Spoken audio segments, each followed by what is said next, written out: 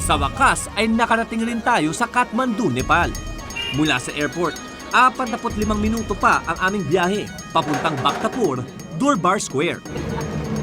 Bad weather. You know, I read on Lonely Planet, this is like one of the worst times to come here because it's really foggy and you can't see any of the mountains. The best time to come is like December, January. Clear. Yeah, and March, April. Super clear. You can see all the mountains and everything. Now that's really bad time to come. Actually, ni-expect ko talaga na third world talaga siya. Kasi known naman siya as dati, di ba? Lots of bricks here. Oh, everything's made out of brick.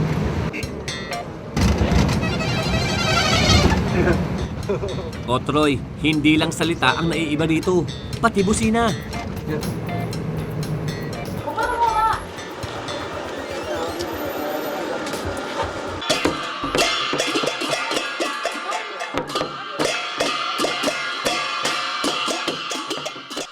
Pagpasok pa na natin sa gate, parang feeling ko yung mga tao dito, walang masyadong problema sa buhay. Puro pogi, puro maganda. At yun pa, ang dami mga kamukha dito na artista. Diba?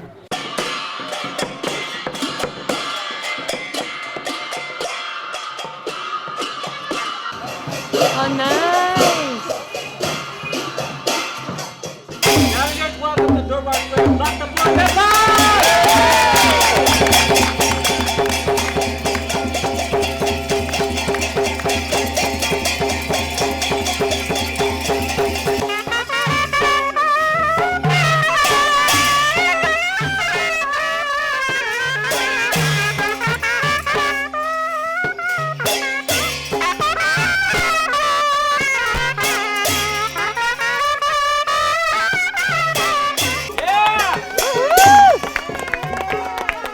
Okay, so pagkatapos ng mahaba-mahabang biyahe, eto, finally, nandito tayo sa Nepal. Nepal! Yes. Okay, so kitang-kita natin, mayaman sa kultura ang bansang ito at kinikilala ang mga Nepalese dahil sila ay isa sa pinakamabait at accommodating. So, hindi kayo mahihirapan dito. Sa hospitality nila, ibang bagay ang magpapahirap sa inyo. Patay. Okay? So, alam niyo na mga teams natin. So, Jerry and Patricia, pick a color. Green. Green for money. Troy and Tony, anong kulay? Red. Red. Okay. Handa na kayo malaman kung ano yung challenge natin sa Nepal. Ayan ako na eh. Talaga, ah? Kailan? Okay. Hawak ko yung mga pinamili ninyo sa Thailand. Okay. Okay. Mabigat. Yan. Kay JR. Tapos ito yung sa inyo. Thank you. Kung Yan. napapansin nyo, nagdagdag kami ng gamit dyan sa loob ng mga bag na yan. Merong, ano yan? Camera. Yes. Video cam. Bawat isa ay merong malit na camera na dadalhin dahil ang challenge ay i-document ang lahat ng mga gagawin ninyo mga pagsubok. Okay, ito ang system, Ethel. Okay. Siyempre, ang ating first rule. Go! Because you know, we have millions of audience. And the millions of audience is masses. Masa yun. Actually. Okay. Kailangan maintindihan nila kung ano yung documentary ninyo. Kaya, no English speaking. Dahil pag nag-English kayo, minus points. Hey. Ako lang ang makakapag-English dito. This is my chance. Sa akin okay lang, pero talagang nag-worry kaagad ako for my partner. Kasi alam ko si Troy, hindi naman siya talaga nagtatagalog. Yeah, I mean straight Tagalog. Mahirap. Pero siyempre, pag nakikahalubilo kayo sa mga kaibigan nating Nepalese, pwedeng mag-English kasi doon lang kayo magkakaintindihan. Actually, may mga pagkakataon nga, hindi kayo magkakaintindihan. Kaya, meron kayong hahanapin minsan na interpreter. Ngayon, ganito ang dapat treatment, ha? Isipin niyo na kayo ay mga host ng sarili niyong show. Actually, wala akong na-expect. Mahirap mag-expect, di ba? Kasi, syempre, hindi mo alam anong mangyayari. So, ako naman, whatever comes my way, I'll just deal with it na lang. At syempre, bilang mga aspiring documentarists, meron kayong mga notebook, high-tech. Green and red. Dahil siyempre ang Nepal ay kinikilala bilang isa sa mga spiritual na bansa. So ito, inaasahan namin ni Ethel na magiging isang spiritual din na challenge para sa inyo. So siyempre, Siyempre. hindi lang pwede ako may ganito, di ba? Tsaka para maging ano talaga sila, Napelyon. Napelyon. Nepalese. Nepalese. Ah. Siyempre, bibigay ko muna sa mga boys. Nepalyon? Ano yun? Nepalyon. Alak. Napolyon yun. Nepalyon? Yan. Wow! Hindi pa. So yo, what's up? Anak ko ng ulo. Ayan. Okay. Ito ay bagay na bagay sa poke niya dahil naka-ready na yung ano niya eh. Feeling ko, we're going to be in the mountains. Because this is known also for the mountains. So I thought maybe the paragliding, something like that. I was looking at the, yung airport, yung tourism videos. So I thought something like that. And I didn't expect documentary challenge. Okay, siyempre, Looks good. kailangan yung mga girls meron din. Paano yan, Ethel? Hindi ko alam. Ano ba yan? Malaban? Ano? Sari. Asari! Sari. Okay. Okay. Parang saro. Ang ibig sabihin nito ay kung anong suot nyo ngayon, yan ang susuotin nyo for the next 2 days. Yes! Yes. Sa ganyan. Worry ako, no? Pero walang magawa, extra challenge, so you have to take the challenge. Ako hindi ako nag-worry masyado. Pero siguro syempre babae ako, parang yung personal hygiene, di ba? Mas mag-drawing sa babae, di ba? Kailangan ng tissue, yung mga ganun. So Ethel, Okay, bibigyan natin yung mahiwaging envelope. ask them to choose. Okay! Ano yan? Okay, pwede niyo buksan yan. Baliktad nyo. Yan. Okay, so yan ang magiging foster families ninyo dito sa Nepal. Alright? I don't like your smile. Ngayon, ito ay magsisilbing mga guide ninyo.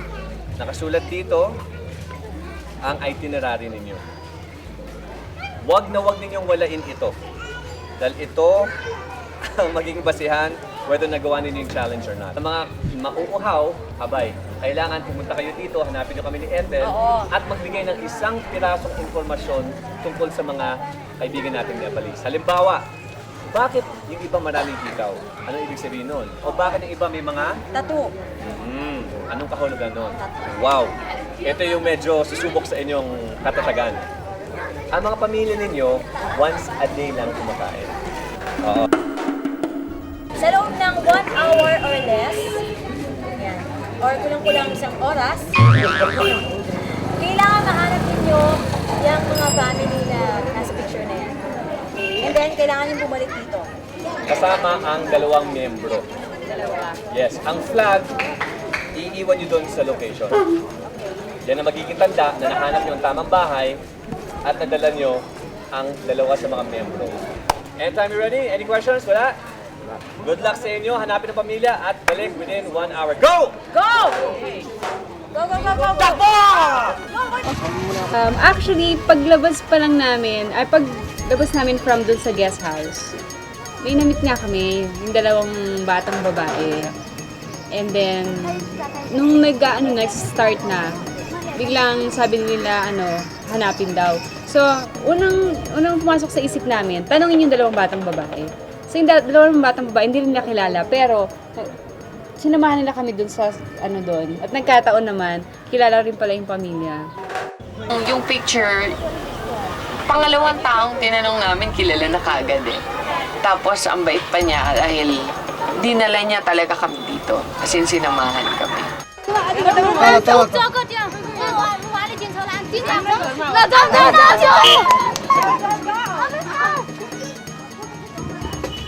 Is it far? 10 minutes? 5 minutes. 5 minutes? Yeah. 5 minutes pa daw, JR. Partner is in there. Our partner. Okay, these are new friends here. Her name is... Say your name. My name is Sujata. Jata and And my name is Rosna. Rosna. Ayan, mother's brother. Yes. Yeah. Tutulungan niya kami para hanapin yung family. Nima sa'yo. Lang nakilala mo sila. Oo nga eh. Di ba? Mabilis. Buti na lang may nakilala si Genesis na mabait talaga. Si Rusna at si Jata dito sa Nepal. Sila yung nag-tour sa atin. Tourist guide. Di ba? Nag-translate ng lahat ng mga Nepalese. Mawala tayo, pabalik. Kahit kaharap ko na itong mga to, hindi ko pa rin makikilala. Grabe. Pare-pareho itsura nila eh. Diba? Mukha yata kayo napalaban sa lakaran. It's a small community or close community, so they're like, they know where they live or the area. And then once we arrived in this area, then it was easy. Sabi niya, mananalo daw kami. Siya daw kasi ang bahala sa amin. Photo. Sakay niya. Yung photo na ba? Dito na ako photo. Photo ba focus ah? Esko dito na. Tabi uno sa. Oh? Ino na. Hello, this one. And another. What's your name? Tamay ko naam भन्नुस् रे. Saung naam chu. Ram. Ram. O, ito po. Nakita na po namin si Mr. Ram. Hey. Tell him if he can go with us there. Okay. Ana चाहिँ गर्नु मगला आफू मेउ देसङ व पुवाले थियो छुटे यही Also, प्रोग्राम दोकान Ang hirap pa. Let's go. Hello. Hello, little girl. Hi. Okay, Out go now. now. What's your name?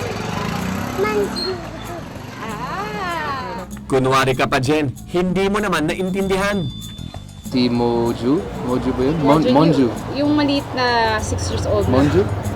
Monju. Na girl. Yun ang dinala namin yung maliit na girl tsaka si Iba.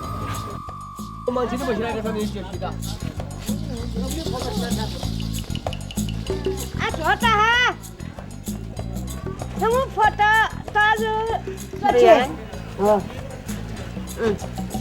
Okay.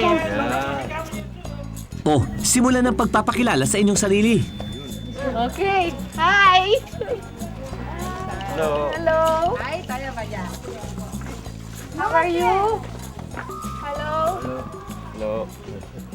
I'm Ton and Troy. What's your name?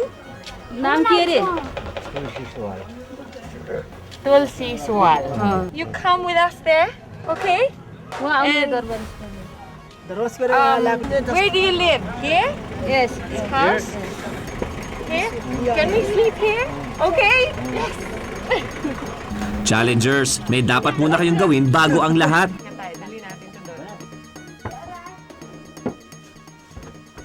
Parang culture shock. Especially the first one I met was yung lolo, yung papa. But parang, culture shock talaga.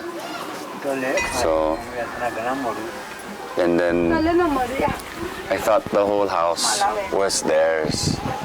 It's not theirs. Diba? Okay na yan. What grade are you?